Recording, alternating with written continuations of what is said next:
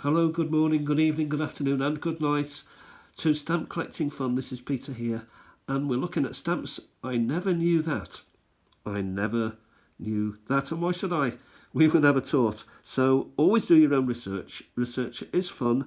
So any stamp, and I've only got 3 today, will bring you a lot of information. So let's have a little look about what we've got going on today. Well, I'm going to start with this stamp. And I looked at it and I thought, oh, I had to look long and hard because there's hardly any light here. And it's an El Salvador stamp. And it's got this little overprint here, and it's got a bend as well, which probably now makes it worthless or less valuable if there was any value in the first place. So what does it say?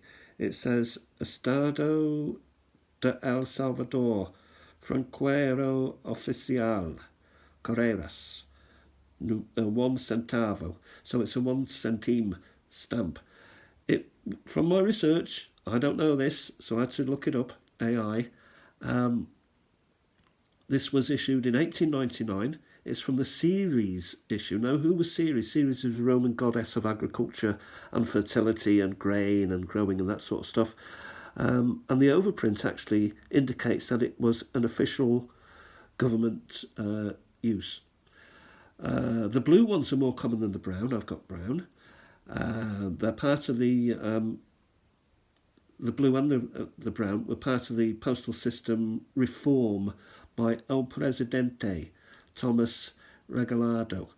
He took over in following the coup. He was he ousted the previous Presidente in 1898.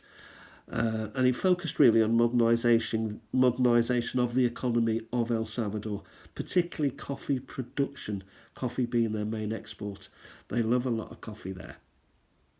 He left office, inverted commas, in 1903. Actually, he did leave office, and he died, unsurprisingly, in battle in 1906, not that long ago. Not in El Salvador, but in Honduras. He went to interfere in their revolution. They love a revolution over there, don't they? Anyway, value of this, if it's in great condition, fantastic condition, which this isn't, it's 22 pence if it's in half decent condition. So we've had a look at that. We'll go to the next one, please. And here we've got Guyana Francaise, posts, territoire de Linini, 5C, orange and brown. Orange and blue. So what have we got here? Well, it's 1930s to 40s issue. So again, not that long ago. French colony, French Guyana. But what is this territory de Linini? Well, it is a remote area of French Guyana. Inini was established around about the 1930s. Somebody went in there, discovered it was mostly uninhabited, it was remote, it had dense forest, difficult terrain, little or no value, but they wanted it. But who lived there?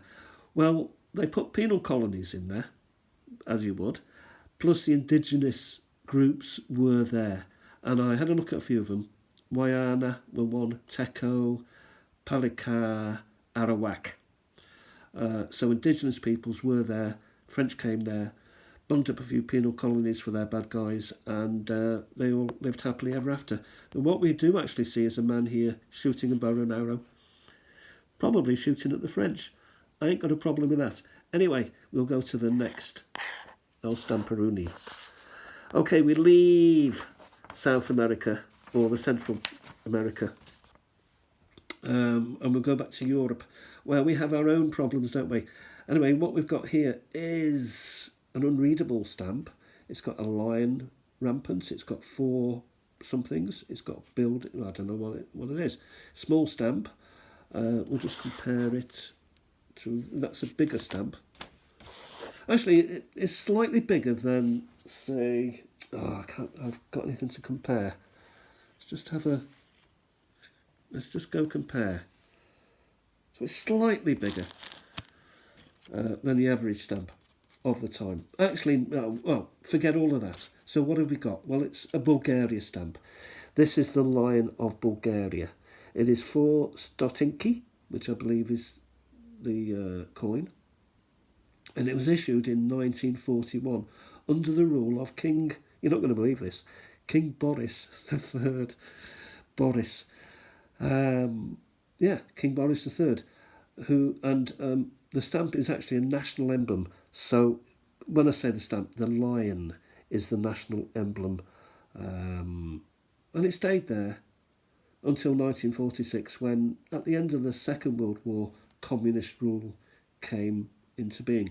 The lion symbol actually is the pride of Bulgaria after overturning the Ottoman Empire, because Bulgaria was ruled by the Ottoman Empire until 1878.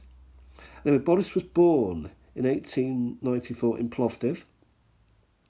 He became king on the death of his father Ferdinand I, 1918, shortly after the end of the First World War. He died in 1943. This is where it gets slightly interesting. He died shortly after meeting Adolf Hitler, and it was put down to a heart attack in his hotel room. Now, Boris had to balance the Soviets on one side and Nazism on the other. And there's many conspiracy theories going around, because big place, Bulgaria. First of all, they reckon it was some, not all. I'll tell you what I gleaned. Some said it was poisoning. Others say Soviet agents killed him. Interestingly, the post-mortem was kept secret. So what was revealed wasn't the full account of the post-mortem, and some said the post-mortem results were never revealed properly anyway. His son Simeon took over as king, but unfortunately he was only 6 years of age, so he had no power, which allowed the Soviets basically just to march in 1946, and it became a satellite of the Russian Empire. Anyway, there we have it. That's all we've got for today. I seem to be back, touch wood, being able to record. So those are the 3 interesting stamps. What a history. The things you didn't know that you knew, and the things you knew that you didn't know. Anyway, I'll talk to you soon. Have a great day, and thanks for watching. Bye for now.